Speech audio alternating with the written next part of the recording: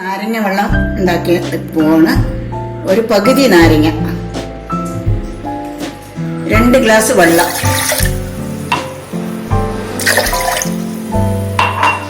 1 നുള്ള് ഉപ്പ്, പഞ്ചസാര 4 സ്പൂൺ,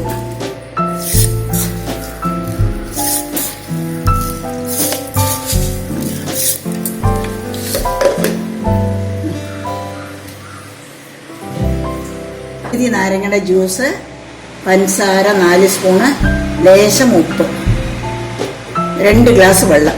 ഒന്ന് മിക്സിയിലിട്ടിട്ട് റെഡിയായി. നല്ല കളറുണ്ടാവും. ഉടനെ കുടിക്കണം.